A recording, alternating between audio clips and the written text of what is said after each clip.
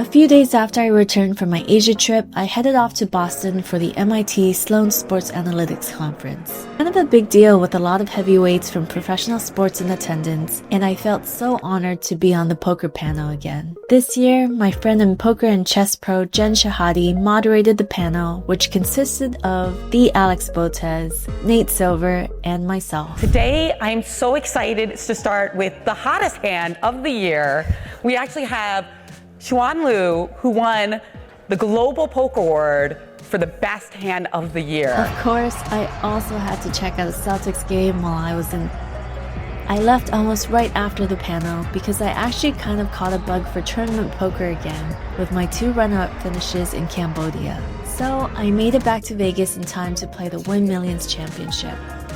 I made day 2 and cashed for about 3 times the $3,000 buy-in. A day after that, I maxed the Venetian Ultimate Stack main event, which had a final table on PokerGo. I actually ran up like 8 starting stacks within a few hours, but then punted not too far away from the money to a deserving Jess Bierling. I then headed to LA to play on the Bali stream and did pretty well over 2 days. I also caught up with my old poker friend Derek. He's known me since I grinded 5-5 at the Commerce when I was first starting out in poker. We were supposed to do a segment for one of his podcasts, 10-Minute Poker Tips, but we kind of just got caught up in talking about relationships and life instead. You can check out his content in the links below. I then decided kind of on a whim to drive to WPT Thunder Valley to play the main event there. I had a ski trip planned the same week in Tahoe, which was relatively close, and kind of just wanted to take a solo road trip. I managed to sit beside WSOP host extraordinaire Jeff Platt for the end of day 1, but then got coolered on the second last hand of the night, my kings to his aces. But I still managed to cash on day 2 after a decent amount of maneuvering on the bubble. Then I drove about 90 minutes to Tahoe, and I always talk about how spoiled Californians are to have such nice weather and still be so close to snow-capped mountains and other natural wonders. Conditions were so good, and it was really nice to spend a little time with friends. After I drove home from Vegas, I spent a few days mostly playing online on Club WPT Gold. By the way, my partnership with WPT is coming to an end at the end of this month, but it's not too late to still sign up if you are an American and would like to play for play money or sweepstakes coins. You can find more info and the sign up link in the details below. After many weeks away from my own bed, I definitely wanted to veg out for a while and not have to get dressed up or travel to play. However, that week was my friend Saia's birthday, so I got dressed up for her and actually streamed for a bit before I went out. It's my friend Saia's birthday. She is an absolute crusher in poker, plays more, and plays higher stakes than I do. She is a retired high-stakes crusher and just started a podcast where I was the first guest. Here's a snippet. Go check it out if it sounds interesting. I think we had to be really thick-skinned to get in here in the first place and succeed.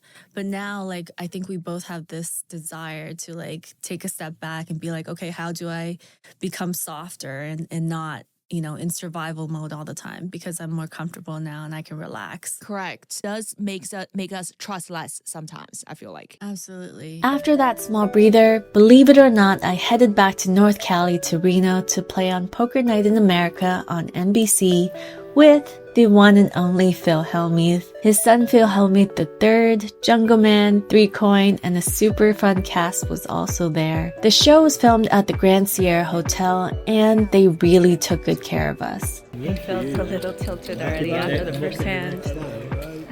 Of course I'm tilted. I know I'm going to trap 3-point all day long, but I thought maybe today's the day I'm going to win 50. Phil, go ahead and say it. I'm going to make a mistake and you'll get it all because you're patient. I can't say that. I played all 3 days, but unfortunately just could not book a win. Honestly, it's probably been about a year since I lost 3 sessions in a row, and I felt really humbled. You can check out my viral hand with Jungle Man to see how half of those losses happened. But at least I got to pick some cute outfits for national TV. After barely a full day back in Vegas, I made my way to Miami, a game I committed to a while ago with a friend from New York. The Florida sun was just what I needed. The Sunday I was there, it was pouring outside, so I got to play on Club WPT Gold and went kinda deep in the Sunday major again. The home game was in Palm Springs, and it was nice to get a little tour of the Mar-a-Lago neighborhood in a moke. I'd never seen one of these before, and it's basically something between a golf cart and an open-air Jeep, which is exactly how I like to get around when I'm in Florida. I ran pretty good and booked a decent win in the home game to wrap things off nicely on the East Coast. When I got back to Vegas this time, I was extra exhausted and didn't really want to play even though Brittany and Peter were in town, but I went anyway and booked a loss. It was a spot where I knew I should have quit when I was up since it was already pretty late, but I kind of felt obligated to stay longer past my bedtime and ended up getting coolered and stuck on the session. After that late night, I made a conscious decision to take a couple weeks off even though some really good games were in town. I used this time for myself and was super productive with catching up on to-dos, spending time with Dee Dee, and reprioritizing my life. This just happened to include making the time to get better at golf. I felt super lucky that even though I basically don't ever play casino games, I got to play at Shadow Creek, which is a course reserved for pros and casino VIPs. I was also thrilled to have my longest drive ever that day.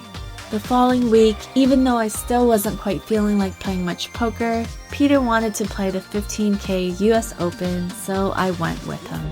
I couldn't find a fold with an overpair pretty early on and decided that the field was way too tough and that there were way better ways to spend that money. Luckily, I had a swap with him and he cashed, so I didn't get out of bed for no reason.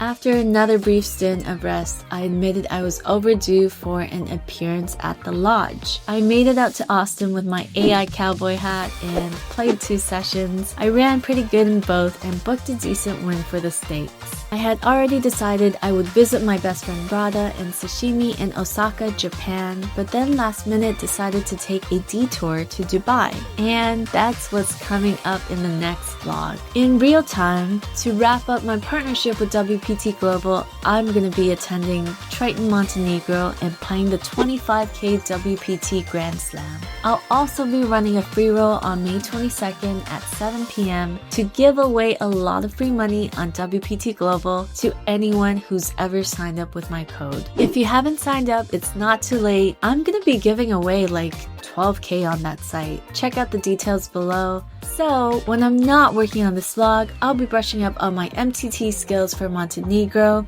a tournament series in Jeju right after, and all the tournaments in Las Vegas this summer, of course. I appreciate you guys so much for watching. Don't forget to like and subscribe.